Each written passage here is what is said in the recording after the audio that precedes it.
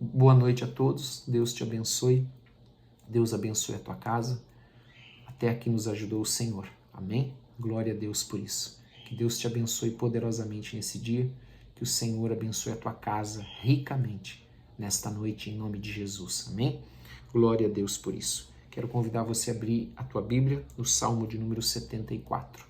Abra sua Bíblia, então, lá no Salmo de número 74, nós vamos ler os 4 primeiros versículos deste Salmo, que tem 23 versículos.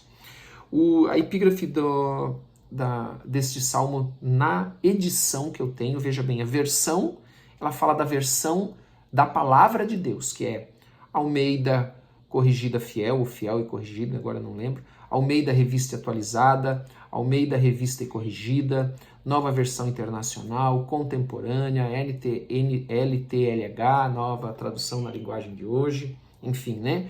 Versão Bíblia, eu acho que tem agora a versão também, Nova Versão Transformadora também. E isso é a versão da palavra, né? A versão da tradução, né? Como foram traduzidas, como foi traduzida a Bíblia. E ela pode ter uma tradução literal ou uma tradução dinâmica, que ela se torna mais fácil de ler, vamos dizer assim, tá? Já a edição, por exemplo, tem a Bíblia do pastor tal, por exemplo. Então lá naquela Bíblia tem os comentários dele, ou Bíblia de estudo, melhor dizendo. Bíblia de estudo tal. Então lá tem, dentro de uma série de autores, às vezes, sim, às vezes é um autor só, os seus comentários a respeito de diversas passagens da Palavra de Deus. E esta edição é a que também define as epígrafes. Por isso que muitas versões, elas têm a epígrafe semelhante, não a mesma, mas semelhante, porque o que mudou foi a edição, amém? E existem edições que não têm epígrafe. Tem edições que só tem a epígrafe no início do capítulo. Eu tenho Bíblias aqui que não tem epígrafe, né? É só texto, Só tem, às vezes, a epígrafe no começo do capítulo e depois não tem mais, ou às vezes eu tenho versão aqui que só tem Evangelho de Mateus e dali em diante é só capítulo e versículo. Não tem mais nenhuma epígrafe entre uma porção, né, do texto e outra, que faz essa separação, né, para definir temas e tal, essa coisa toda, ok?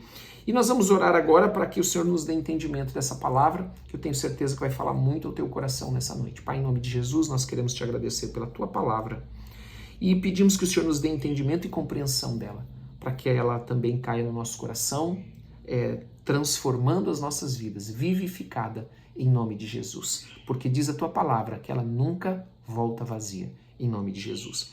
Então a epígrafe do texto aqui do Salmo 74 diz assim: lamento por causa da profanação. Esse texto foi escrito por Asaf, por volta de 500 e alguma coisa, 583, agora não lembro muito bem, mas em virtude da destruição do templo por Nabucodonosor.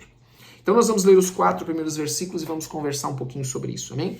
Por que nos rejeitas, ó Deus, para sempre? Por que se acende a tua ira contra as ovelhas do teu pasto? Então essa é a primeira pergunta que o salmista faz. Por que o Senhor está irado contra as tuas ovelhas? O que elas fizeram? Nós precisamos entender uma coisa, que existem as consequências do pecado individual. Quando você peca, você vai sofrer as consequências do teu pecado. Quando uma nação peca, mesmo aqueles justos dentro daquela nação sofrem as consequências que advêm desses pecados. Por exemplo, se a nação tem um bom governante, um homem que teme a Deus, toda a nação é abençoada. Se a nação tem um mau governante, um homem que não teme a Deus, que estabelece princípios e leis contrárias à palavra de Deus, que afrontam a Deus, então esta nação não é abençoada. E por não ser abençoada, todos os que estão dentro dessa nação, eles sofrem aquelas consequências que são consequências que recaem sobre todos. Por exemplo, uma nação empobrece. Todos empobrecem. Claro, ouça bem que a palavra de Deus diz: nunca vi um justo mendigar pão.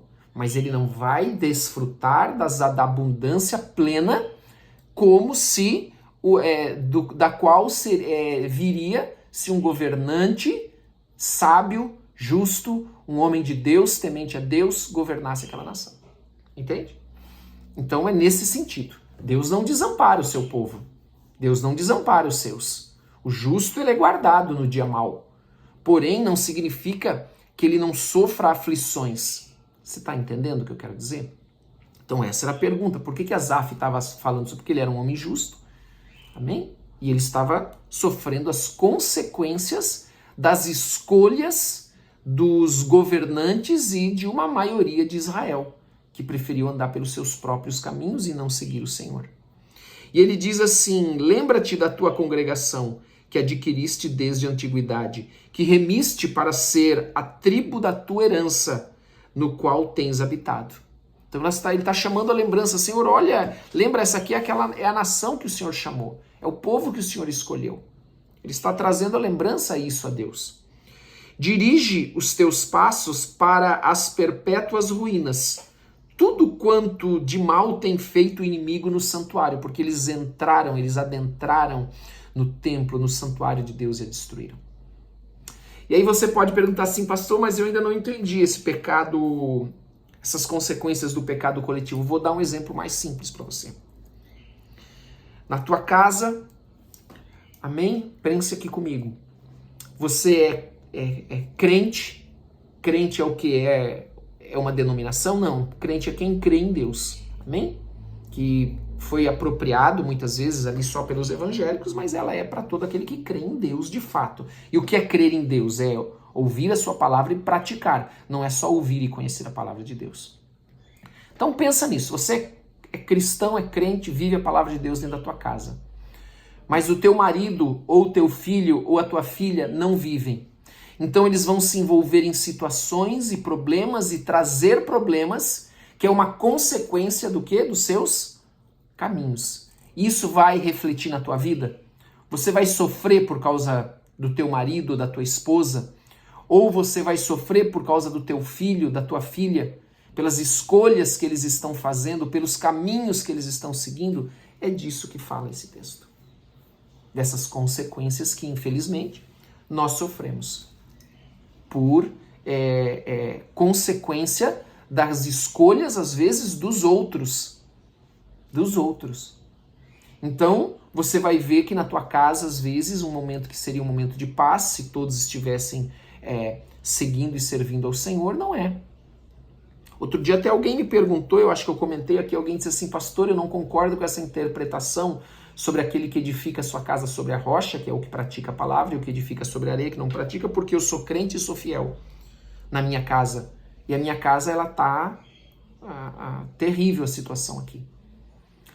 Essa é a consequência.